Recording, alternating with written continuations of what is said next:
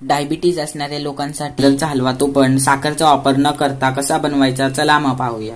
सर्वप्रथम आपल्याला 2 पिवळ्या किंवा भगव्या रंगाचे गाजर किसून घ्यायचे आहेत। लाल रंगाचे गाजर घेऊ नका कारण की ते गोड असतात।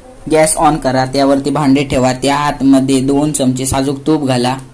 तूप गरम झाले की त्या आतमध्ये किसलेला गाजर घाला व गाजरला चमच्याने परतवत राहा, नाहीतर मग गाजर खालनं करपू शकतो। गाजरावर तुपाचा हलका हलका थर आलेला दिसणार। त्यानंतर आपण जेवढा गाजर घेतला आहे तेवढेच आपल्याला दूध घ्यायचे आहे। गॅसची फ्लेम मोठी करून हळूहळू दूध भांड्यात टाकायचे। चमच्याने हलव्याला हलवत राहायचं आहे, नाहीतर मग खालनं गाजर करपणार।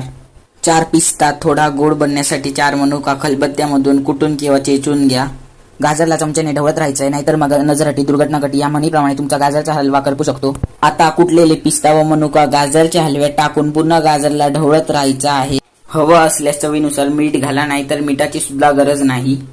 थोडा वेळ गॅसवरती ठेवा व तयार आहे आपला बिना साखर वापरे तयार झालेला गाजरचा हलवा।